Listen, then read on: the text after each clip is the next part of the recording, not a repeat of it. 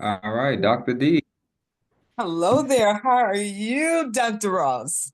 Oh, wow. Greetings. Peace and Wow. blessings. Oh, every time, each and every time. Good to Yeah, see you. thank you. I All right. ordered my book today. I just got the info this morning. So I ordered the book and it should be in 4 to 5 days. Very good. Okay. Yes. All right. Someone else just said I'll pop in for a while. Okay, that's all good. So yeah, whoever can make it into today's class, it'll be great. We're just gonna continue rolling with it the best we can. But I'm excited. I'm excited for everyone who is wanting to learn this information because it is extremely powerful, to say the Wow. least. It's powerful, but yet simple. It's so simple. It's so simple. So we're gonna jump into it. We'll give it about another, I said 5 minutes at the most, because I just sent out this new link.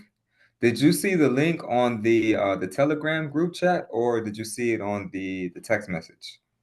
Simone sent it to me and it was a text message. I don't know how it went out, but this morning she sent it to me. Okay, perfect, perfect.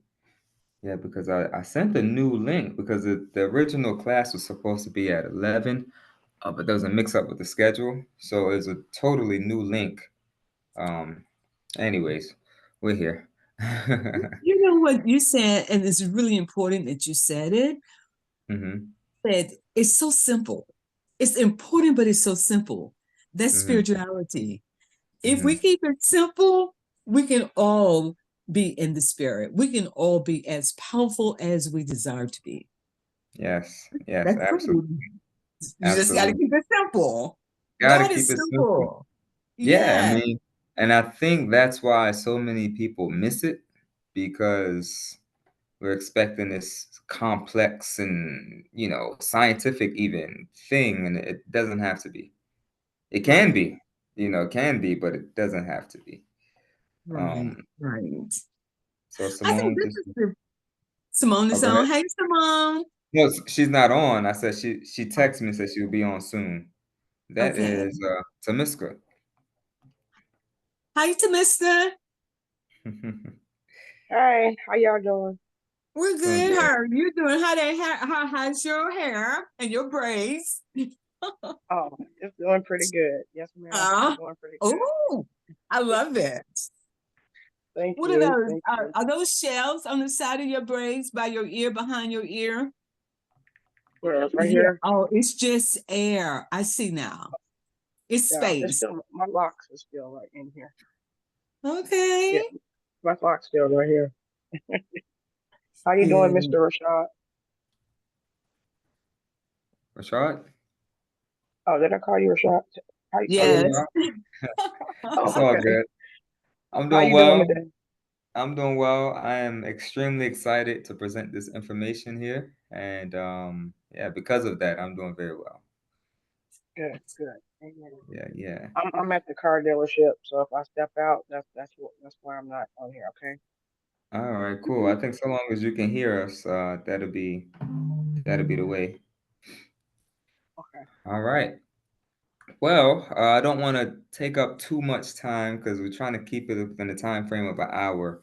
We're going to see how much we can cover for today, um, but we are going to cover the basics, the foundations, and I just want to officially greet everyone that's here right now and everyone that will be watching this video later. Dr. Ras Yudah here, presenting the information of the Essenes, the ancient Essene communities that existed very powerfully 2,000 years ago. That's when they were at the height of their operations, but believe it or not, still navigating today. And I believe that those people who are drawn to this class has a connection to that community, has a connection to that soul family, even in the modern day. And I'm actually planning on a 200 level class later on for those who want to continue, and we'll go into where the modern day Essenes actually are, who they are today, and what kind of works they're doing in the modern day. Because the Christ energy never went anywhere. The Christ energy is still more prevalent now than ever before for those who have the frequency to perceive it. So what we're doing now here today is presenting this information. And you will hear me a lot of times speak of the Essenes in both past tense and present tense. A lot of times you will hear me say we, because there is a connection, and we're building those connections now. So let's see here. I'm going to share my screen. Try to figure out how to do this. We have another. Simone is here. Greetings. Greetings, greetings, greetings. All right, so I'm going to share my screen. And before we get started, though, are there any questions anyone may have? Anything that you want to give before we really jump into it here? I just want to say, hey, Simone. Hi, Misty. Thank you for the info. No problem. I wish I got it out sooner, but it's all good. We're Awesome. here. Everybody's We are here that's supposed to be here. Right, everyone here who's supposed to be here, and again, just drawing the connection between ourselves here and now and this Essene frequency, these Essene people. You know, there's a connection there. We wouldn't be here if there wasn't. All right, so I'm going to start sharing my screen, and let's go ahead and jump into it. So share audio. This is the screen.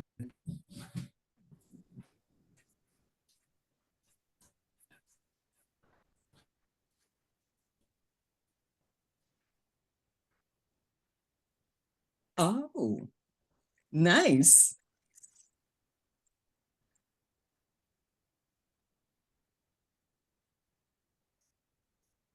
Okay, 1 second.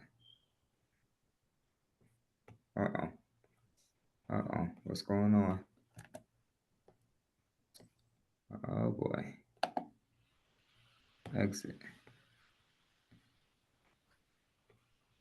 All right. Can everyone hear me now? Okay. Yes. Could you hear me when the screen was up? Yes. You could. Yeah, you said, Okay. let's see what's going on. Yeah, we could. Oh, all right. I was talking. I was like, okay, I wonder if anyone can. All right, we're gonna try this again. All right. Here we go. Also share audio.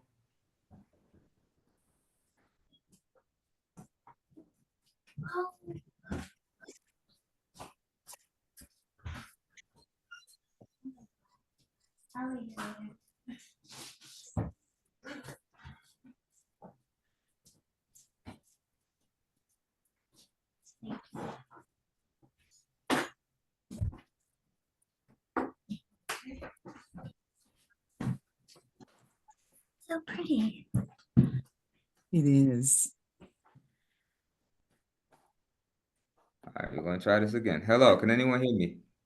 Yes. Okay, yeah, we can hear you now, but we couldn't hear you when the screen was up. Okay, but the screen isn't up anymore now. No. No. All right, so I got to figure out how to get the screen up, and you can hear me at the same time. I When think you I got pull it. up your screen, it says show meeting up top because I fumbled with this Thursday. Okay. Can you hear me? I Yes. just myself. Can you see my screen? Yes. Yes. And you can still hear me. Yes. All right, very good. Okay. We figured it out. All right, y'all. Give thanks and praise.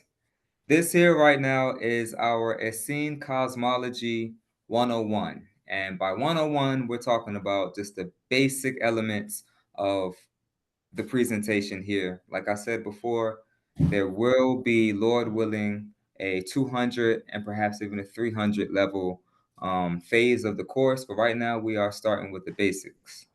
All right, so this is our summer 2024 presentation. All right, so let's go ahead and jump into it just really quickly. Our course syllabus is presented here. A quick description of the course goes as follows. Essene Cosmology is an entry-level course on the ancient Essenes. In this course, you will learn the Essene worldview, way of life, and connection to key biblical figures. The connection to nature and to life, thus a deeper connection to your own health and well-being, further reaching your greater human potential. Now, I want to stop there for a moment and emphasize and shine a magnifying lens on that greater human potential portion. One thing about me is that since an early child, I believed that we as humans have superpowers. And to this day, I still believe that we as human beings have superpowers. And when I say superpowers, I'm talking about something greater than what we see on a regular everyday basis. So, through my belief system in this element of superpowers for human beings, it had led me down the path of coming across different teachers, different teachings, and different groups of people who indeed have these special human abilities.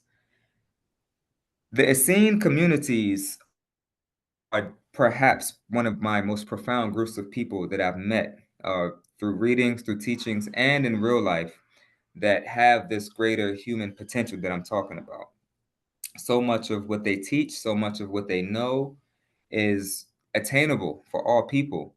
And one of the most famous Essenes that we all know of today is our big brother, Yeshua the Christ, also known by the Romans and as the world as a whole as Jesus. He was an Essene, is an Essene, and so many of his closest followers, not all of his disciples, but a few of them, were also of this Essene group. One thing I also want to touch on here from the course description is the Essene worldview. Now, the word cosmology means how you view the cosmos. The cosmos doesn't just imply the universe outside of Earth, but it also implies the Earth that you live on. It also implies the body that you inhabit. It also implies the people around you, how things move around you, the weather, the nature, the elements, the whole cosmic existence of things is what we call cosmology. It's the study of the cosmos. You can also call it biology too, which is the study of life. All right, so this is what we mean when we say the Essene worldview, the way of life, in connection to key biblical figures, and with all of that, how it ties to our own health, our own well-being. Now, because it's a course coming through the TLC platform, most people here are aspiring to be life coaches. And if that's the case, then like our great Dr. Fire told us, we have to be coached first. We have to take care of ourselves first. We have to do the work on ourselves first so that we can be a clear enough vessel to be a form that other people can look at and they see that form. So to be a great life coach, you have to go through a certain type of degree of life coaching yourself. This whole cosmology is about putting yourself into a certain form. One of my greatest aspects these days, my greatest teachings have been this idea of forms. And everything is a form. Each person is a form. And we want to make our form as life coaches, as helpers to society. We want to make our form as perfect as we can so that when people see our form, just by looking at our form, they're being transfigured just by looking at us, even before engaging the conversation, even before coming into word dialogue with us. They can just look at our form and how we move, how we stand, the resonant frequency that vibrates off of our body because of how we're taking care of ourselves. This is what we want to do here. So moving on from there, we have our scrolls/books.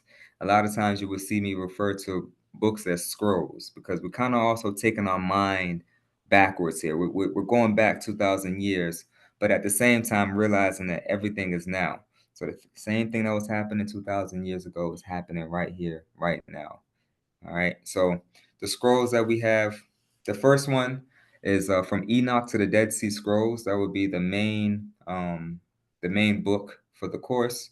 Another one is called Jesus and the Essenes by Dolores Cannon. Another one is The Essenes, Children of Light by Joanna Prentice. And I actually have a physical copy right here with me now. I have a physical copy of all of these books, but the one sitting on my desk is The Essenes, Children of Light by Joanna Prentice. And last but not least, The Way of the Essenes, Christ's Hidden Life Revealed. And I'll go into more details about these books on the next upcoming slides. But before we move forward, are there any questions or comments on this slide in particular? Do you have, and you said that you will go into the books next class. Do you have a Yes, picture of the books that you can put up? absolutely. That'll be our next slide coming up. Oh, okay. Yep. I want to see Dolores Cannon. Yeah. Awesome, awesome. All right. So moving on to the next one. Oh, I thought it was the next slide. It's the slide after this. So this is really the course goal. I think this is important that we identify the goal. So where are we going? Where do we want to go with this information? Because it's like anywhere, the whole planet, the whole world is our turf. But when we set a goal on where we want to go, it pinpoints a particular direction and a particular location. So what this is my goal for the course here is to improve mental, physical, and emotional health. I know that says heal, but it should say health. Um, and to be lighter individuals, being in greatest service to ourselves and the world around us. Um, I think that's pretty self-explanatory there. Mental, physical, and emotional health, to be lighter individuals, to be of greater service to ourselves and to the world around us. All right, pretty simple there. Next slide. All right, we're getting into our scrolls here. All right, so this is the number one. This is the must-have. If you want to take this course, this is a must-have. If you try to go to Amazon and get this, I think the masses or whoever's in charge of the commerce in this world, they're starting to find out a little bit about this book. So if you go to Amazon, it's pretty expensive. It's a lot more expensive than it was when I first got the book myself.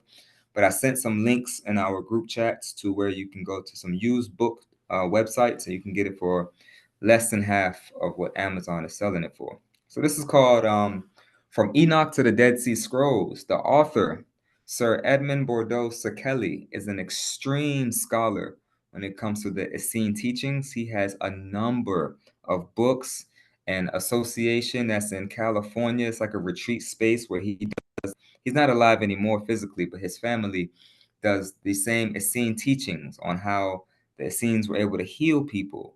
And a lot of what Jesus did in his teachings came from his upbringing, coming up in the Essene communities. So what Edmund Bordeaux Sekeli has done when he was here physically on Earth, he had access to the Vatican libraries in Rome, and he had access to a lot of ancient scrolls that, the Roman government, the same people that crucified our big brother, took a lot of our scrolls and they burnt some of them and they kept some of them. And man, tons of books down there in the Vatican library. And he had access to these libraries, and he was able to translate from different languages. They weren't written in English originally, they were in like Latin and Hebrew and Aramaic, a lot of the ancient languages, and he translated them into English for the Western audience. So maybe we'll touch more on him later, but a lot of information coming from the Essenes from my archives comes from Dr. Edmund Bordeaux Sekeli. And also another thing he did when he was alive was not just make these books and translate the scrolls, but also he would house these, I guess you can call them wellness retreats. And he would do a lot of these things that are written in the scrolls. He would apply them to people and completely transform people's medical conditions. Very, very important figure in all of this. The next one here, well, let me read this really quickly. It says, this book is required for the course.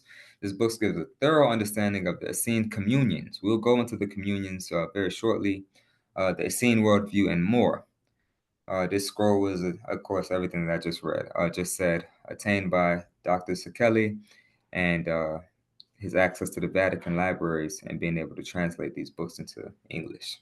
All right, so that's his photo, cover of the book, and all of that. So next up, this is an optional book, but if you want to take your studies on the Essenes and their connection to Yeshua or Jesus the Christ even further, this is a very powerful book here. This book is called Jesus and the Essenes by Dolores Cannon. And if anyone is familiar with Dolores Cannon's work, she is a past life regressionist, a hypnotherapist even. And her work with these Essene teachings was not intentional. She goes on, she talks about it here in the book. There's also audio versions that you can find online. But she mentions that she had no real knowledge about the Essenes or anything like that. And she was doing transgression therapy sessions for one of her clients.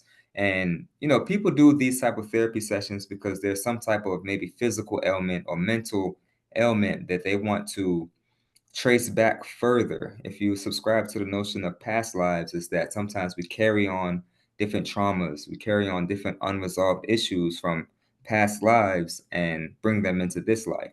And what a past life regression therapist can help us do is understand more about the connection between the two and help us heal from whatever we're going through in this life, if it is something pertaining to a past life. So this is what she was doing with particular these particular clients. And as the regression therapy session was going on, she realized that what these people were saying, they were in some way connected to Jesus, and their connection to Jesus, and then it goes on more into the Essene community. So without giving away too much, in this book, she does a past life regression therapy session of a gentleman by the name of Sudi. Sudi was his name 2,000 years ago. I forget the person's name in this lifetime, but 2,000 years ago, the person's name was Sudi. And Sudi was an Essene teacher. He was a teacher in one of the communities, and he was actually the teacher of both Jesus and Jesus's cousin, John the Baptist. So you get this perspective of both of them from an early age. And it's a very beautiful dialogue. And I think there were also other people that she regressed that also had connections to these groups too. So this book is really cool because you see the life of Jesus from an early age. You see an inside view of the Essene communities, and you also see John the Baptist. And it's pretty cool seeing how their energies are different, and their energies as children, in a way, transferred to how they were as an adult. John's personality was more fiery. He was more like, tell you something to your face, don't care how you feel about it, still with love, but he just had this more fiery energy. And the teacher says that Jesus' energy, like, he was just kind of quiet, but he could look at you, and when he looks at you, even as a child, it was as if he knew everything about you. He can tell you about yourself. It's like just this little child. So I always find that interesting and fascinating. But it goes on even through their adult life too. Does anyone want to comment or share anything from that? Anything that comes up for you? I want No? to go back to the first book.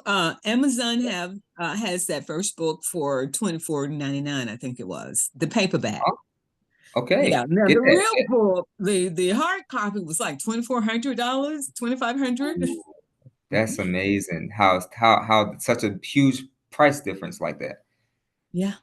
for the same book. I mean, it's a very small book. It's a handheld. It's like one of those little handheld books. It's nothing major. So if you want to get the little small one, the $24 one, I think that would suffice. But 24, whatever the second price you said, that's pretty steep. It was steep. That's pretty steep. I'm I, glad I you saw able. that, Dr. Rose. I saw that Yeah. first and I went, oh no, Mm-hmm. I'm not going to It's get that book. And I kept it's strolling down and I found it $24. I went, I can buy that. yeah, it's very ridiculous what they're trying to do with these books, but I guess they see the value of it. So let's be wise here and be nice to our pockets. Yeah. I'm going to go ahead and order Dolores Cannon book today as well. I love her Yeah, are you work. are you familiar with any other of her works? YouTube, all her Okay. classes and things that she presents on YouTube, I've listened to. Yes. Okay, good. Yeah, she does some amazing work. Absolutely, absolutely.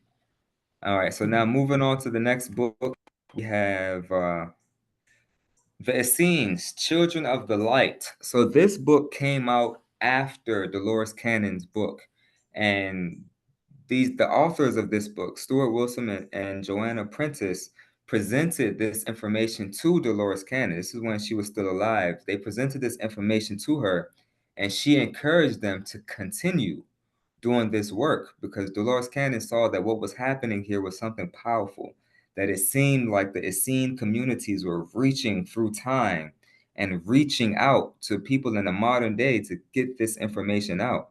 So in this book, you have uh, Joanna Prentice and Stuart Wilson, the authors of this book, are both past life regressionists too, just like Dolores Cannon.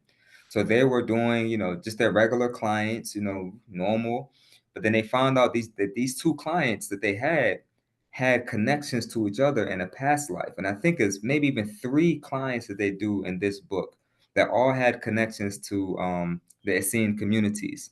Now, in this book, the people that they regressed, it wasn't so much of a direct connection to Jesus necessarily, but it was a very strong connection to members who were in the Essene communities back then.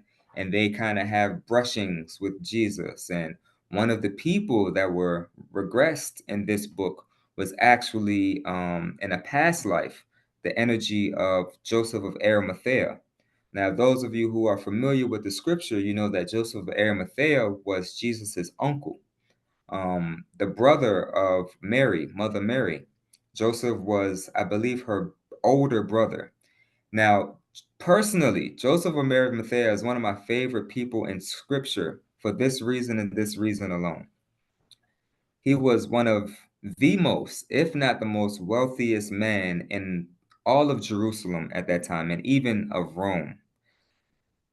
But he was a extremely wealthy man, but he was deeply intertwined with the Essenes and the work that Jesus had to do at that time.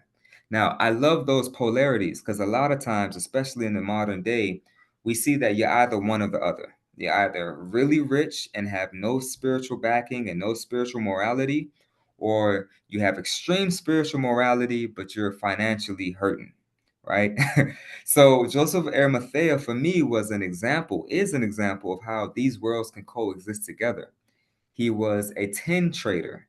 So tin at that time, the metal was one of the most precious metals at that time because you had the Roman Empire, and their whole aspiration for being, the big dogs of the world conquering or whatever. But tin was also used in other ways in that time. You can melt it and mix it in with other metals and stuff like that. So tin was very valuable at that time. So Joseph was a tin trader. He also dealt with some other precious metals too, but he said he didn't want to deal with the precious metals too much because it came with too much. He didn't want to really deal with gold because he was a very wise man. He said tin is cool. A lot of people are not sweating tin like that, but at the same time, it's very valuable and there's lots of it. He had access to boats and ships to take tin from different places around the world. He had fleets of ships that would go. And that kind of gets into Jesus's early travels. Now, some of you who really studied him, you understand that he traveled to other regions of the world in those quote unquote missing years. Where did he go for those, 12 plus years of his life? In the Bible, he was 12 years old and then he kind of disappears and just comes back at 30 and starts teaching. Where was he in those times? And a lot of the connections go that he was traveling with his uncle and his uncle's ships. He had access to gold to these places like India and Himalaya mountains and places a little bit further out east to expand his horizon. So this book, bringing it back to the book here, the perspective of this book is from multiple Essene members, including Daniel ben Ezra, which was in Essene, and Joseph of Arimathea, who was also in Essene. And I think there were maybe one or two other people from that were regressed in this book. And before I open up the mic to anyone who wants to share about this book, one thing I love about all of these studies is that it all comes full circle. These are different books from different authors, different time periods, but when you cross-reference them, they never ever contradict each other. I think I may have read one book on Jesus through all my studies, one or two maybe, that kind of contradicted the thing a little bit. And you know what I did? I just tossed that book to the side. I mean, maybe that book is useful for someone else, but my thing is I love when all of these things connect and they make sense. So it's like watching a movie from different perspectives and from different angles and from different point of views. It's the most powerful thing to me because it makes it more real. So this is another book here that is optional if you want to get it. There's also an audio book of this too. So if you're the type to have audiobooks and just listen to them, that's fine. This book does have an audio book. Anyone want to open up the mic, open up the floor, and just give a word if you like.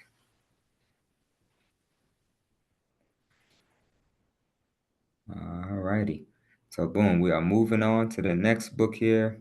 I think this is the last one of the optional books. This one is called The Way of the Essenes, Christ Hidden Life Remembered. Um, this book is another, I think, I think this is a past life regression book, or the author has access to the Akashic memory banks. I forget exactly where the information, the media for this information is coming through. But this book gives a perspective of two people. It's a husband and wife. I think the first half of the book is the husband, and the second half of the book is the wife.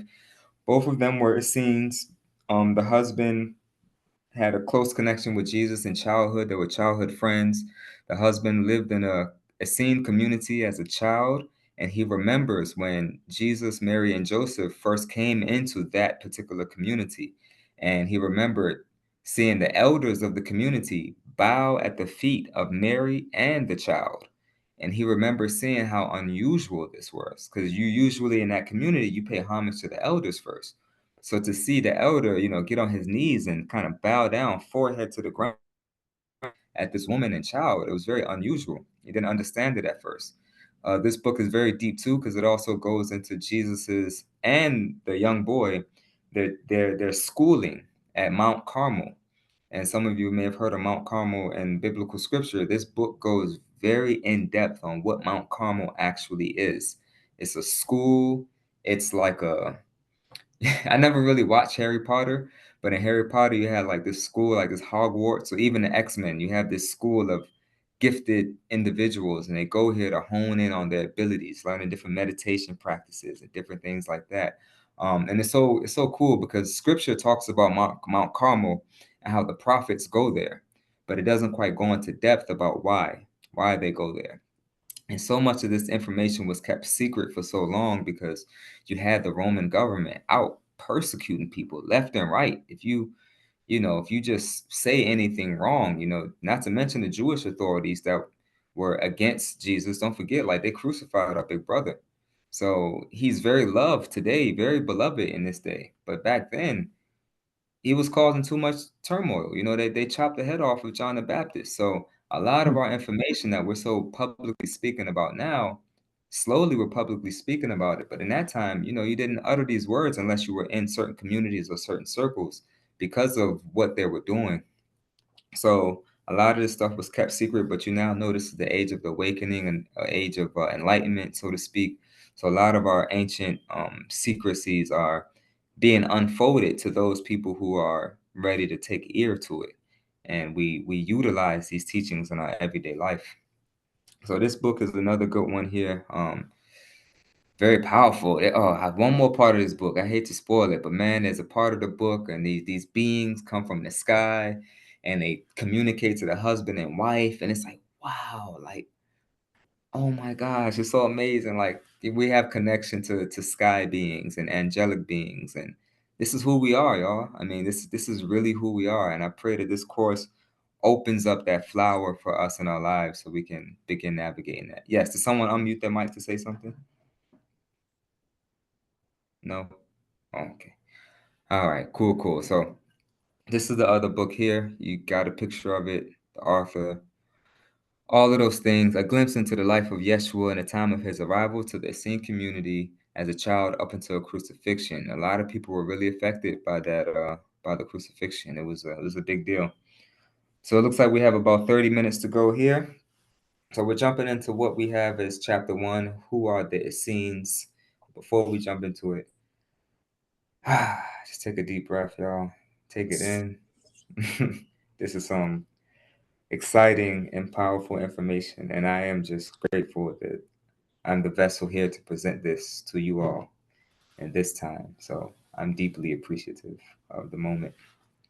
So here we have it. Who are the Essenes? You see how I put there who are, not who were, who are the Essenes. So boom, here we have it. The Essenes having a connection with the biblical Nazarene. So let's go ahead and stop there. If you go into your scripture, you read the book of Numbers, chapter 6, verse 5. So it goes into the Nazarite vow or the Nazarene vow.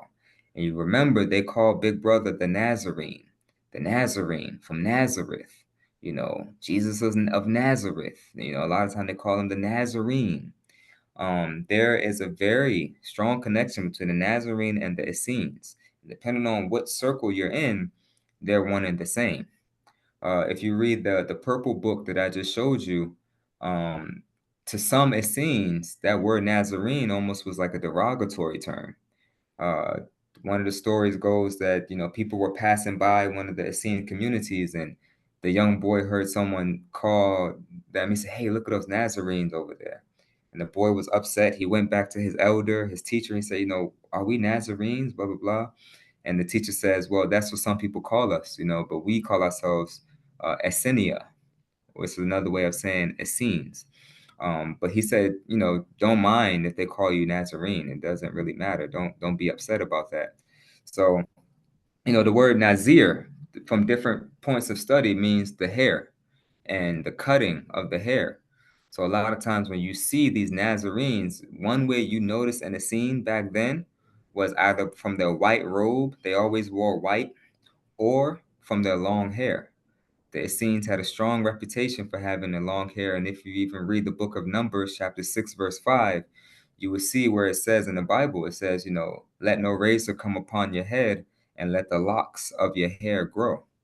So, even our biblical and Torah scriptures, it gives little hints and little gems on these Essenes and Nazarene people, but they don't go into too much of depth because the Bible became a public book. But we also have our own Nazarene Bible, and I have 2 copies of these. These books you can't find them on Amazon, and it gives a different view. It's our biblical structure, but the common biblical structure is good too. There's a lot of gems in there. There's no way you could talk about the Christ and not have life there. So even though our Bible has been tampered with and whatever you could say about it, there's still some very strong gems in our modern day Bible today. King James Version, Grandma's Bible, all of this is in Grandma's Bible. You can find it there. The Essenes were a group and a community of early Christian followers. They were the earliest Christians, even before they were called Christians. It was just the way of the Christ. And the Christ is the frequency. Our brother Yeshua was just the being in that time that fully embodied that without fear, without, without care of persecution. He fully embodied that Christ energy. Now, thank God, we live in a modern day where we can embody that Christ energy without necessarily being nailed to a cross. We're a little more, societies a little more open to this thing. But there was once upon a time where, people like us were being persecuted, So those were the earliest Christians who directly prepared and assisted Christ in his mission and the ministry. So the Essenes, you can look at them as a blueprint that was set up. They existed before he came. And the whole blueprint was set up so that this Christ can come into this world and be ushered into a network of communities that were safe, that held the law. And that's a huge part of the Essene teachings, is this idea of the law, and administer his way into the world. Very quickly here, I'll touch on their I have a connection. question. I have a question. Oh, Dr. Jerome, what up? Yes. What up? What yeah. up? Hey. Greetings. So just What's going on?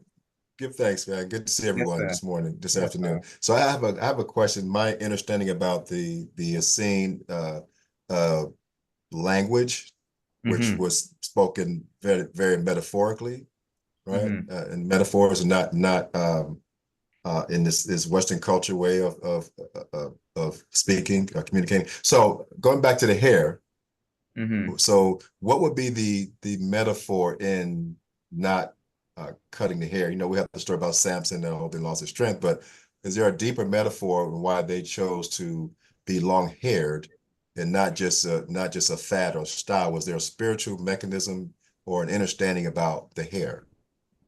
Absolutely. Very good question. That question is multifaceted. The first thing that comes to me now is in that purple book that I demonstrated before.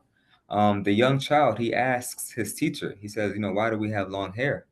And the Essene elder says that pretty much it connects us to our ancient origin. So there's an ancient origin to having long hair, and they may tie into what I'm going to touch on here between the connection to ancient Atlantis. Okay. But there's this connection to the ancient world, and even a lot of the star beings. If you were to even take it there, those star beings that come to Earth to give us certain law, give us certain teachings to kind of guide us as humanity on Earth. A lot of those beings fashioned long hair too. So there's that aspect of it. And just from my experience coming up through the Rastafarian faith, and the reason why we lock our hair is again because of the number 6 verse 5. And I remember being told by elders that your hair is like antenna, and I'm sure we've all heard this too. It's a connection. It gives us a stronger connection to the elements around us. It's an extension of our nervous system. All of these things. And I think a strong aspect of it too is it's just like, this is how God presented you. We're the only animals, if you will, on the planet Earth amongst all of the different living beings whose hair grows on top of our head and continues to grow. There's just something about that. Even you look at Native American chiefs and a lot of priests in ancient times, like they adorn long hair. There's something to it. I can't pinpoint and say precisely what it is, but Okay. there's definitely something to it. And also too in modern day, I think it's also just an act of, for some people, it's an act of defiance. Society is telling you to keep a clean cut and blah, blah, blah. And it's like, no, this is my way of separating myself from society. And that's one thing with the Nazarite vow too. Another reason to lock the hair, so they said in that time, was it's a clear distinction between you and the world. It's another way of identifying and separating yourself from the ways of the world by, keeping your hair definitely clean and well maintained, but adorning long hair. It's a very multifaceted answer. Yeah, good thanks. Good thanks. Mhm. Yes, great question. I didn't even know Dr. Jerome was on here because I can't see everyone's faces right now. I'm looking at the screen, so. If you go to your screen, it doesn't say like show meeting, and then you can see our faces. It It maybe may it not let does. you be full screen though. Yeah, no, it's perfectly fine. I'm cool with it this way. Okay. I like the Okay. random surprises. I just sent the link out to another individual who may be interested in the class too, so she might jump on too. Whoever's on here, I can't see, but you're supposed to be here, so give Okay. thanks. Give thanks. So there's a connection here between the ancient Essenes and the ancient Atlanteans, right? So oh, this is a rabbit hole, kind of, but not really, because humanity has a long history. I don't care what science said. I mean, we're more ancient than 2,000 years. We're more ancient than 5,000 years. There were societies and whole systems set up 12,000, 15,000 years ago. So according to a lot of these books, the Essenes get their information and get their teachings from the Kalu. This is who they call the Kalu. The Essenes received the original teachings from the Kalu. These are groups of beings who survived the fall of Atlantis. So Atlantis was a large, thriving communities way back in the day. This is when the whole planet operated off free energy, and we used the energy, the ley lines of the earth and the different uh, energy centers around the world, and we just navigated the planet in a clean and free energy and spiritually enlightened and like a utopian world at that time. But of course, like all societies, there's some foolishness that happens, and people want to take it the wrong direction. So that's what ended up happening with Atlantis. And Atlantis actually fell for a number of reasons, but these reasons were all connected to each other. One of the reasons was that they started to use the technology that they had, and instead of using it for the betterment of society, they started using it for the destruction of society. So started making weapons and started fighting, and wars broke out. Another thing was too, they fell morally and spiritually. Maybe some of that we're seeing in the world today. We have this great utopian society in the Western world, but we're not using it to our best capacity. And then also, too, there were natural disasters that happened. And that was also what you would call the flood. Of a lot of ancient texts, even our Bible talks about the great flood. And that was also a number of different reasons. But one of the biggest things with Atlantis was a comet, a series of a comet, what do you call it? Like meteor showers that came and rained down on that particular area of the world that caused big destruction. Now, one of my teachers told me and revealed this to me that that same series of comets is actually when the planet Earth in our orbit with the sun and around the sun, we pass through a particular asteroid belt at a certain time of the year. And depending on where you are in the world, you can still see meteor showers the same time every year. The meteor showers are hitting in that area. Well, we can see the meteor showers today, but back in Atlantean times, those meteor showers were the same ones that destroyed, you know, part of the reason for the destruction of Atlantis was because of us passing through that asteroid belt or whatever it was. And I don't have the name now, but if you're intrigued, I have it in my notes somewhere and I could pull it up for you. But it's around the time of what we call the Day of the Dead. So like that Halloween, October, November. So from the days of October 31st, November 1st, November 2nd, which coincidentally is my birthday, um, was around the time numerically where Atlantis fell. And we kind of hold those days sacred. A lot of cultures hold those days sacred because it goes back that they remember those times of the destruction. So nonetheless, all of that to say, Atlantis fell. It was a real place, real society, really existed. It was a series of islands, like in the Bahamas, stretching all the way up through the Atlantic Ocean, all the way up through like western part of Europe. You know, a series of islands and things like that. Even the west part of Africa with some of the colonies there.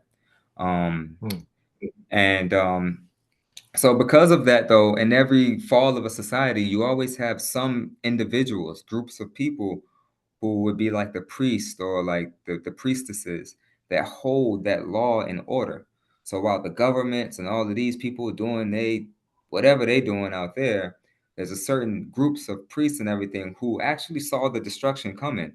And it kind of jogs your memory about Noah. You know, there were many different Noahs, but the Noah in our scripture was one of those who he followed the law, he listened to God, he listened to the laws of nature. And because of that, just intuition comes. It could be you get the answers through intuition, whether some beings come up to you and tell you, whether you get it through dreams, different people, right? The information comes different ways. The information was given to some of them. They prepared, they built ships, they build this, they build that. Some of them just traveled and left because not all areas of the world were affected by this. So these people were able to preserve the information, preserve the knowledge, so that when the whole world kind of went through like a reset, there was still certain people who had that knowledge and that that flash drive, so to speak. They kept it. The whole laptop was wiped out, but that information was still on the flash drive. So that's who the Essenes were called, the Kalu. And a lot of the books, they reveal how these Kalu beings came to them and told them, a Christ being is going to be born. The planet needs to regenerate this Christ energy. This is how you're going to set up these communities. This is how you're going to do this, do that. And Moses and Enoch and all of the great, patriarchs throughout history were some of those elders who the Kalu gave this information to. And even Moses, the law that was given to him on top of the mountain was the law of nature, law of universe. And he took this law down to his people. They were still worshiping idols and doing that. He got upset, so he tore up that law. He broke it, and the scripture, I think it's in the book from Enoch to the Dead Sea Scrolls. Oh no, this is in the Gospel of Peace, which I didn't include in this, but it talks about how Moses, he put the law, he wrote the law in his heart. He was upset. He tucked that law away, so to speak. Just imagine he took that piece of paper, he put it in his breastplate for a time where certain beings will come, certain children will be born in those communities that can listen to the law. Then he went back up to the mountain again to get another set of law that was easier for those idol worshippers to take. And those are the 10 commandments that we have today, or the second set of laws. But the original law is the law for the children of light. For us, very simple law. It's not hard at all. I think the second set of laws probably harder than the first set. The first set's so easy, it should take care of everything, right? So again, going back to the Atlanteans or the Kalu, they brought this much of their information to the Middle East, where the earliest Essene orders got their start. So that's just giving you just some origin of the communities. This is an image that I had AI generated. I just typed in some words and it came up with this. But this is kind of ideally what a typical, or I won't say typical, because different Essene communities were different. You had the community in Qumran, you had the Mount Carmel community, you had the community in Lake Mariotis in Egypt. So you had different communities, right? But this is probably what one of them would look like, just reading scrolls, studying, out in nature, just chilling. All right. Chilling. Noticing different the head adornments too in that Right, group. right. The head coverings. Mm-hmm. Yep. So this right here just makes our Essene teaching. So this is archaeologists discovered these caves. Actually, these caves were discovered by two young boys who had lost their goat. The story goes they had lost their sheep, and they were looking for the sheep, and they threw some rocks into a cave, and they heard a clay jar shatter inside of a cave. So they went into this cave and looked at it and ended up finding what people are now calling the Dead Sea Scrolls. But these are scrolls that were written in Hebrew, Aramaic, and Greek. And this is how the Essenes got their worldwide notification, because they came on public. It was like the greatest discovery. Imagine discovering like an ancient Egyptian tomb. It was one of those things at that time, but they, for whatever reason, they tucked this information away and no one else really talked about it again. So I'll just go through and read this. The Essenes became known to the masters of the Western world through the discoveries of the Dead Sea Scrolls, series of scrolls that were discovered in the cave system just outside of Jerusalem. These scrolls contain Old Testament scriptures, as well as unique scrolls only found at this site. The first set of scrolls were discovered in Qumran, which was one of the Essene communities, according to Dolores Cannon's book, Jesus and the Essenes, and the Essenes Children of Light by Joanna Prentice. The Essene Qumran community was more of a study community. So the Qumran community is where they had most of their books. This was like amongst all of the communities, this one was like the library. The book, Jesus and the Essene by Dolores Cannon goes into detail about how the library was set up, how it was built, how light came into the library at a particular angle so the scribes can write, throughout the day. And they had like a planetarium set up to where the planets went around the sun. They were very, very, very advanced, these people. Having a large library of scrolls and scientific instruments, hence the reason why many of the Essene scrolls were preserved and discovered in this region. So that goes to say, like, this was the library of the Essene communities. And even before the Essene communities got raided, eventually they were raided by the Romans. They knew all of this stuff was coming. I'm telling you, when you're in tune with nature and you're in tune with the elements and all of these things, you see things coming before they come. So they knew, okay, this time is coming. Let's move some of our scrolls to, Egypt, to the libraries in Alexandria. Let's give some of our teachings to our Druid brothers and sisters up there in Europe and like that area of Glastonbury. There's a connection between, even Jesus and the people up there. Take some to our brothers and sisters out there in India. Like, let's just scatter this information because they're going to come to this place.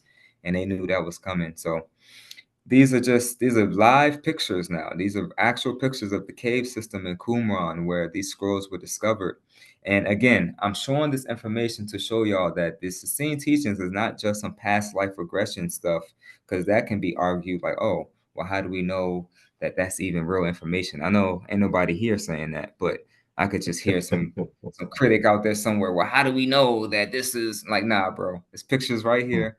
The archaeologists, BBC did a special on it. Like, it was a real thing.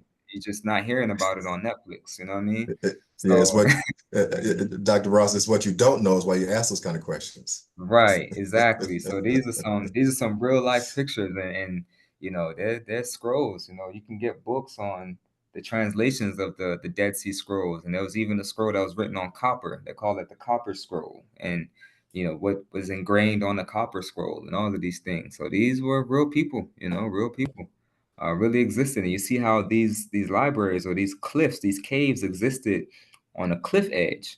And it's the reason why the Essenes built their communities out in the desert like this, because they wanted no influence from the cities. Like they had no business in the cities. They didn't want to go to the cities. They wanted to live in peace and harmony in their own private communities. And I won't say they didn't have any business in the cities, because a lot of Essenes did go to the cities to heal, to preach, to be prophets, because there is work to do in the cities. There's a lot of people in the cities that need the healing. But where they lived and where they dwelt in peace and harmony were in their own communities away. And it didn't look so desert like this either. They had very good knowledge of agriculture, how weather works. They knew how to channel rainwater and store it here and funnel the water to where you can grow these big, beautiful gardens. They were master gardeners, even out there in the desert like that. So speaking of the gardens, the Essenes lived in small communities outside of the major cities and towns. They disliked the chaos and vibration of densely populated city dwellings and preferred peace and stability of the surrounding natural wilderness. By living in rural outskirt communities, they were better able to commune with God and the natural angels thereof. And we're going to go into the study of angels. It's all connecting, it's coming forth now, because the elements of nature to them were the angels, and we'll go into how that all connects there. Though most Essenes lived in private rural communities, there were many still traveled to and even lived in the cities to serve as healers, priests, and prophets and merchants. So these Essenes, we were very smart. We lived in our private communities, but there were some of us who had an ear to the streets, so to speak, and we lived in the cities, and there was just this secret network. Just think Underground Railroad, right?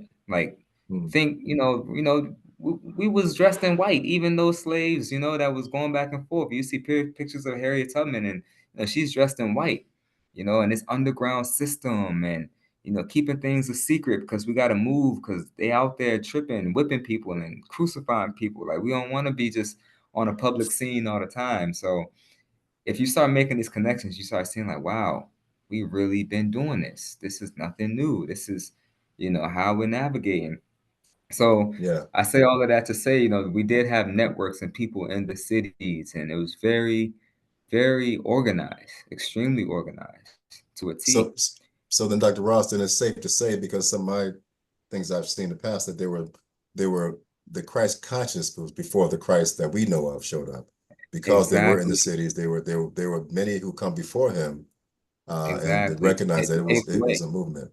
Yeah, Yeah, to pave the way. And that was one of the things I said. I don't know if you were on at that time, but I mentioned that the Christ is a frequency level, and our big brother Yeshua, he was just the one to fully embody it, without fear, knowing that he may be persecuted, not selling out, just 100% take me out because I'm being an example for all of my people. So yes, he was the Christ, but there was many Christs. It's a consciousness, and the Christ is actually, it's a frequency level, and all of our bodies are vibrating right now. We're all vibrating at a particular resonant level, and the level of resonance that is the Christ resonance is 333,000 cycles per second.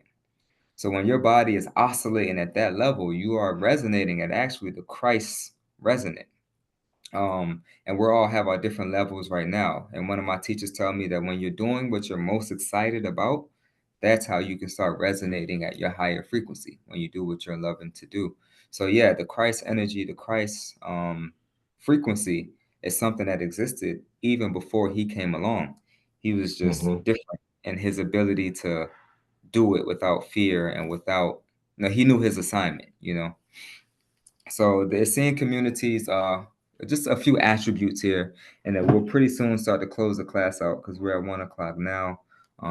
But I feel like we're really just getting started. We'll touch on the communions. I guess that'll be the next class. But I guess this one, we're just given a blueprint on who we are, what we did back then, and just laying a blueprint for the information. So just some attributes here on the communities. So gardeners. Self-sufficient in many ways. The Essenes were master gardeners and soil scientists. Now, you got to be a scientist of the soil to be able to grow food like that in the middle of the desert. I mean, date trees and flowers and all types of things that were growing out there. Growing a plethora of fruit trees, vegetables, flowers, and herbs, and in extreme desert conditions. Families. So the communities were homes to families. These weren't just scholars, just men out in the woods studying together. Like, you had children. And a lot of the books that I talked about earlier goes into the perspective of these children that lived in these communities. So these communities were homes to families and not just scholars who study. The Essenes kept most communities open to peaceful outsiders who wanted to learn and even enjoy from these communities. So it's important to note, because there are some Greek um, philosophers and studiers who went and lived amongst the Essenes, and their works are documented. They went and lived amongst them and talked about what they saw. So again, this is not just make believe people. Philo of Alexander, if you look at his work, Philo, Phily, you could look up Philo on the Essenes. Another one was Josephus. Josephus, like Joseph, but Josephus was another scholar. I think Josephus was actually, he was a Jewish guy, but he ended up working for the Roman government. He was like a military official. But before then, he was on like the spiritual journey, and he lived amongst the Essenes, and he talked about them and their communities. And no one hated them. Like, no one, you couldn't say anything bad about these people. Only the Roman government came in after, because that's just how Babylon get down. But when you went to live with them, they accepted you. And you had to prove, like, you had to live there for 7 years before you had access to any of the real inner teachings. But you can go there, you can talk, you can reason with their elders. And they had such a system set up where they knew, okay, certain people aren't allowed in the inner circle, but the outer circle, the gates are open to whoever. If you want to travel out here in the desert to come see us and chill, then that's a good start. So these were communities, and they had people coming through all the time that wanted to learn from them. And most people just came in, and they left. Sages from other countries came to visit them and things like that. And then prayer power. The Essenes were indeed prayer warriors, often coming together in communities to pray, commune, dance, and give thanks together. Their knowledge and experience of the angelic realms deeply ingrained in their daily lives. So they commune with the angels day in and day out. And if you read Psalms 1 is actually my all-time favorite scripture in the Bible. Blessed is the man and woman that dwelleth not in the counsel of the ungodly, nor standeth in the way of sinners, and nor sitteth in the seat of the scornful. But their delight is in the law of the Lord, and in this law do they meditate day and night. And through my studies of the Essenes, I kind of feel like that law was written, that scripture was written in thought of them, because blessed is the man that walketh not in the counsel of the ungodly, but his delight is in the law. The law is not necessarily the 10 Commandment law, but the law of nature, the law of life, which we're going to go into in later classes. But the individual who dwells in those law day and night, because they had 2 communions a day, one in the morning time and one in the evening. So that's twice a day. He or she that does those communions day in and day out to the best of their ability, you're blessed. And when you say blessed, that means good health. That means good fortune. That means you're doing what you love to do in life. That means radiating a glow wherever you go and being an example for people. That means like blessed is a complex word. When you break down that word blessed, what does that mean? Good fortune, all of these things. That Psalms 1 lays it out right then and there.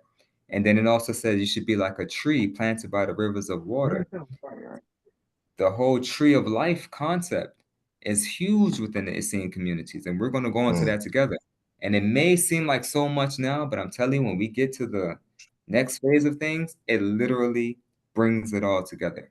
And you're like, wow, this is all connected. So prayer warriors, the knowledge of the angelic realms, the knowledge of the elements of the earth. There was just, again, like I said in the beginning, as a child, I believed that we all had superheroes. As an adult, I still believe that we all are superheroes. And these people were definitely the superheroes of the world at that time. Whether you've seen it or not, whether they were showing everybody and flying around left and right, they were flying around each other, though. They were performing miracles around each other. And they would go out to the public and just display small glimpses of these superpowers. Not to make the world want to say, hey, I want to be a superhero, but to show the world, like, no, when you're in harmony with the law, and when I say the law, I'm also saying God, they're one and the same. when you're in harmony with this thing, oh yeah, you can do this too. And Jesus said it, many more will come after me and do even greater things that I've done. Oh, y'all ain't seen nothing yet. Wait till the Right. future generation. They're gonna have laptops. They're gonna have stuff. have meetings not be in person. Yeah, they're gonna be telepathically communicating through devices. Oh yeah, y'all ain't seen nothing. Yeah, I'm just turning water to wine, man. You just wait. Wait till y'all meet Dr. D. She different. Wait till y'all meet Brother Jerome. He next level with it. So this is just a pretty much a wrap up here. This is what we touched on. Who are the Essenes? What was their mission? And what are some attributes of their communities? And I just thought this was important to touch on before we go into the teachings, to know, who we're talking about. So this will be for next class. I wish I can touch it on today, but I think this was a lot here. But chapter 2 will be on the Essene communions, and the communions are, again, these things that you do in the morning and you do them in the night. There are 14 communions in total. Okay, that's that. What? You know what? I got to. I'm sorry. Sorry, y'all. So there are 14 communions in total. Quick glimpse. Don't screenshot it. Just look at it with your eyes, and I'm gonna go back. Take a quick glimpse. You see, there's 7 in the daytime. The daytime is represented by the soil and the earth, the Mother Earth. The evening time is represented by the top. All right, that's the key right there, and you saw enough. All right. So the same communions, again, just real quick. There's 14 of them, 2 for each day of the week. So there's a theme every morning. There's a theme, and it's consistent. And then at nighttime, there's a theme. The next day, there's a morning, there's a theme, and there's a theme. And these themes, whether each person goes as deep into the communions as they want. So you can have a little ritual that you can do. You could just wake up and do a prayer, or you could just meditate on this theme throughout the day. So the theme for today is soil. All right. What does soil have to do with me? What does soil have to do with my health? And the angel of soil, they call them angels because all of these different elements are indeed angelic. Like, what would you be without water? What would you be without soil? What would you be without love, peace, all of these different aspects of the communions? So there's 14 in total, 2 for each day, 7 days of the week. And this whole structure that we have today in our society, 7 days and all of these things, it goes back to the old Judeo-Christian teachings, which again now go back to Moses and Enoch and these original lawgivers. They laid down a blueprint that we're actually still following today. And we may not know it, but I'm here to bring some awareness to this so we can navigate through our day in alignment with the forces of nature. So, Doc, what I missed? I think there were books that you suggested for reading. I missed that. If you don't mind. Run it back. Yeah, so here's the mandatory one. Some of the classmates have already ordered this one. There's one copy on Amazon that's super expensive. I think Dr. D said something like $2,400 or something like that. Don't spend that much. You can, yeah, I know, right? You can get there's a smaller paperback copy that you can get for like $24. And then I sent some links in the group chats about where else you can get a used copy of this book. So this one is mandatory. This one goes in depth of those communions that I was just talking about. So this one is mandatory. This other one here is recommended. If you want to take the teachings further, this goes into the life of Jesus as a child and also the life of his cousin John the Baptist from the perspective of one of their teachers. So they both had a teacher, a mutual teacher that they studied under, and this teacher taught them, I think he was a teacher of the Torah or something like that. He was a bit like an elementary, teacher. And he was he describes like the communities because Dolores Cannon, she's asking questions to the past life regression client. Okay, what is your community like? What do people eat there? What is Jesus like as a child? What is John like as a child? Like just any type of question that you would ask if you were looking at this group, through a lens, what would you be asking? So this book is really good for giving that perspective of the community. This is another one here, the past life regression of Daniel ben Ezra, who was a close friend to Jesus, and his uncle Joseph of Arimathea.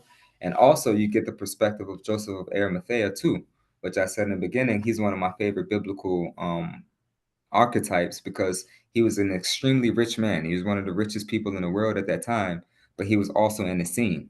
So he had a key role in showing me and those others who resonate with that the importance of being financially rich and well off, but also being righteous and upright with the law. And a lot of times people think it's one or the other. You're either rich and don't have no connection to God and you're immoral, or you're really, really, spiritual and you're really connected, but you're broke. So he's like that balance between the two. But nonetheless, the book isn't just about him. It's about a perspective of the Essenes. Now, this book also is a book that goes into some of the powers, some of the capabilities that different Essene members had. Things like, I don't think I want to spoil it, but like real, what you would call like superhuman abilities that they were able to do. And this is not unique to just the scenes. You have those who listen to different martial arts teachers and these monks and people that train up in the mountains and things that they're able to do. Like we as human beings are capable of amazing things, and the scenes had this knowledge. So this book also goes into some of the capabilities that some of them were able to do, where they get their information from, the star beings, the angelic beings. Again, more glimpses into the community. And then this book goes into Jesus as a child, again, from the perspective of one of his childhood friends, who is kind of funny because he said he remembers the day when he seen Jesus, Mary, and Joseph come into the community, and all the elders came and bowed down at this woman's feet and this child's feet. And it was confusing to him. He's like, why are our elders bowing down, forehead on the ground, like dirty forehead, to acknowledge these people? Like, who are these people? And then he later learned, and this child who again grew up to be an adult, him and Jesus, they studied together in Mount Carmel, which in the biblical scriptures we read that a lot of the prophets went there. But Mount Carmel itself was a school, like inside the mountain, like, and the Kalu helped them build this many, many years ago with the technology and all of this stuff. Is real. But that school was where a lot of the prophets and a lot of the Essenes were, and to learn and hone in on more of their skills. So when they to the world, they can be, of better service. So this book goes into that from the perspective of one of Jesus' childhood friend and another girl who was also one of their childhood friend. And the young boy and the girl ended up marrying and becoming a couple. And the book is from the perspective from both of them, from childhood up until adulthood. So these are just some extra books that if you want to take your knowledge of the Essenes and the communions a little bit further, then these are three good books that you could go ahead and invest in. And also too, this one is an audio book. If you like audio books, this is an audio book, and then this one is also an audio book too. So really Yeah, good I saw both of those on Amazon. Really, really good investments, and it's so powerful. It's exciting. It's something that we don't just apply and study here, but when we go into the world, and we even without even teaching it, because we do these things in our private lives, when we step out, people see our form, they see our countenance, and it's like, wow. Even before you speak to them, you're giving off that information, you're giving off the law, you're resonating it off of your aura field. So you're being of service in the world just by taking in this information, being excited about it, loving about it. You know that TV show that used to be happy to come home to and watch, and you couldn't wait to get to it. Like I pray that this information, The Cosby's. yeah, I feel like this information can be like that for us. Like we're just looking forward to read that audio book or find 10 minutes in a day to just see what the next chapter is talking about, because it's that frequency of that excitement that pushes it off your body, and people see it. So you don't even have to say anything. We're life coaching just by walking. We life coaching just by being, you know. So yeah, that's absolutely. the One of the things nature of it. one of the things I experienced, just to share my own perspective, when I was in Seattle, Washington, which is a huge Native American area, right, from Chief Sealth. I got the experience to go to one of the villages, and as I'm listening, man, it so reminds me of the Native Americans and how they lived, the hair and living in the earth, not wasting anything, and those things, really appreciating the earth. And I just got to see some of those tribal evidences then, that how obviously you can see where they got it from, right? But Absolutely. how expansive that had to been meant to that same ideologies or same understandings to flow with a group of people before any oppressiveness came about. Yeah, and after, me coming across this Essene information, like you said, I started looking at the different Native American tribes and even the Hawaiian like spirituality, before, all of the new stuff. They had the same concept of the earthly mother and the heavenly father. And I saw this on a documentary on Netflix and I rewinded it like 5 times. I was like, yo, like Yeah, right. Yeah, hey, there's yeah. other, cultures. And I think all cultures who are really in tune with that just earthly aspect of things, they all have this. And whether they call it this or they call it that, it's the law around the planet. We live on this Yeah, planet Earth. So our yeah. law shouldn't be that much different. We all have soil, we all have air, we all have water, we all get sunlight, we all have joy, we all have life, which is like chi, life force. Those are the seven principles of the earthly mother. No matter where you go in the world, everyone has that. So it's a worldwide thing, worldwide. Not Yeah. no law where it says, oh, don't cross this border or else. I'm like, come on, man. That ain't law. That ain't law. Yeah, That is there's not so many perpetrations of law, right? man. So Yeah, yeah. yeah, well, I really hope y'all enjoyed the class. I enjoyed teaching it. I wish we can go further. I can talk about this for days. And when I get like this, I just think about Dr. Fire because being in her classes, especially in the early days. Once I got to know her, I'm like, okay, she doing her thing again.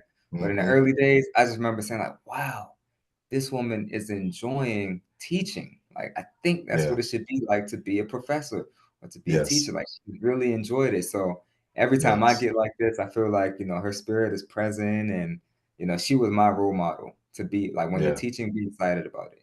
And if you're not Yeah. excited about what you're teaching, then find something else. She ain't never say this, but if this is my interpretation. If you ain't excited about what you're teaching, then teach something else. Yeah. Don't teach it all. Don't teach it all. Don't teach at all. Just sit back Yeah. and Yeah. learn Yeah. until you're ready to talk and teach. Then go ahead and Yeah. start teaching. So I hope And this was that's very useful yeah. for y'all so far. And give thanks for saying that because if you think about Dr. Fire's life and what did it culminate in? It culminated in alchemy. Think about that for a minute, right? As we those who have had the pleasure of being around it from the beginning can see the ascension happen right in front of our eyes, And I think that is what I'm hearing you say, man, is the demonstration of why there was no reason for her to stay.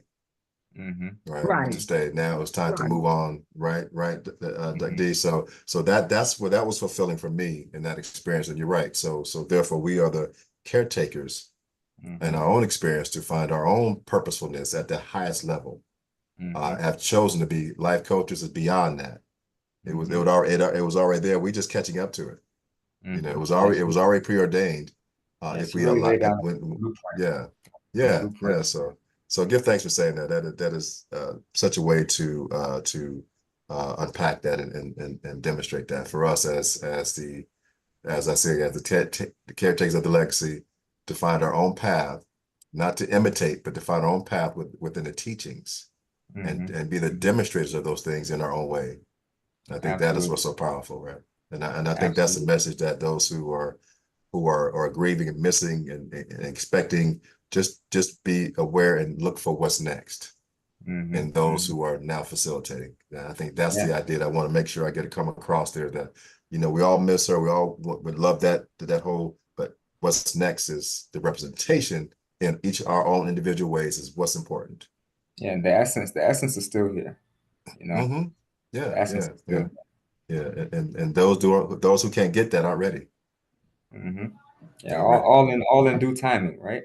Yes, yes. Give thanks. Yeah. Give So I give thanks to y'all. great class. Yeah, I Great give thanks class, to y'all man. being present. Yes, yes. And if you feel the need, like move around, information moves through the body in waves. So if you feel any way you want to move, you want to stretch it out or whatever, just allow that information to process and it gets into your cells and your bones and you may start getting certain Yeah, downloads and stuff on your own time. So that's how yeah, the yeah. information works. So next class, again, we're going to touch on the communions.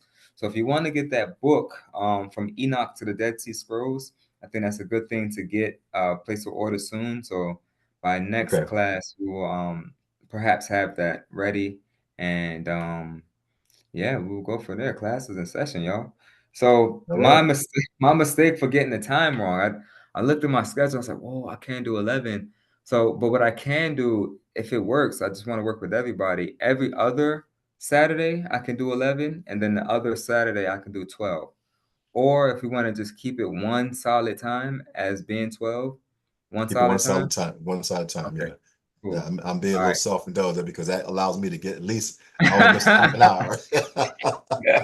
So I put that, So I'm hey, gonna get mine. Rod, I put that in the universe and you received it. You put in that 11 so they can change it. So, right. That worked. Yeah, exactly, exactly. It just shifted that way. I'm like, oh, all right, Dr. Jerome working with some serious mojo over there.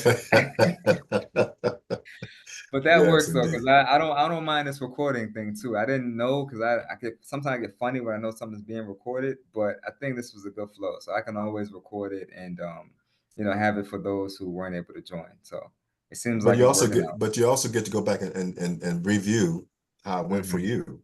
Absolutely. And Sure. things, oh, that's good, but I could now, I could do this. That was a good question. Oh, I could add that. So reviewing your Hmm. session, because I review my session DV all the time, right? And see Yeah. how it went. And then, you know what? Just got to upload Hmm. by listening to and Yeah. watching what I did. So Yeah, and even for the students too, maybe you want to go back and play it back for yourself. So, mhm. just really quick, how do we access the recordings? Just go and sign in as a host like you did, and then just go. Mhm. There's the list that says recordings. Just Okay, click on that, cool. and it comes up Got it. chronologically. Mhm. Okay, got you, got you. All right, boom. Well, that sounds good. I give thanks to all present here live and those who will be watching in the future time. Thank you. Highly appreciative, and more strength, more life. All right, all right. Peace and Excellent blessings. All job. right. All right, Thank y'all. you. Dr. Yeah, D, I give hope you thanks. enjoyed. Give thanks. Give thanks. Mhm. Great job. Thank you. Yes, Oh, you're excellent welcome. job. Excellent job. Yeah. I don't All want to right, hang bye. up. I know, right? I'm All I right. don't know feeling where So, you're gonna go. something. well, Yeah, I like got like my Mark, like move. Martin used to say, I don't know if you're gonna go, but yeah, get the heck up out of here. Right. Well, speaking of movement, I got a movement on my yard I got to go do. So yeah. I did that yesterday. I can't talk. Yes. Well, So definitely, it's I next feel you. I feel Saturday. you, Doctor. Yeah. Oh, go ahead. It's next Saturday at 12 noon. Next Saturday, 12 noon. Yes. How Or many is it, Saturdays? or is it that, are we alternating Saturdays? No, we're gonna keep it 12. Okay. Yeah, we'll You're, keep it 12. am I muted? Oh, No, I can No, hear I you. no, hear no, we can hear you. you. okay. Are we alternating Saturdays? No, we'll keep it 12. Oh, you mean like as far Yeah, as Saturdays that we're gonna do it? Mm-hmm. yeah. Um, I I don't think I would want to, but what works better for the Was it school? was there somebody else that was going to do a Saturday, Simone? I know that's one of the things we talked It's about. that me and Chantel are alternating. So we thought Okay. it would be like you get one Saturday on, one Saturday off, or one Saturday in class.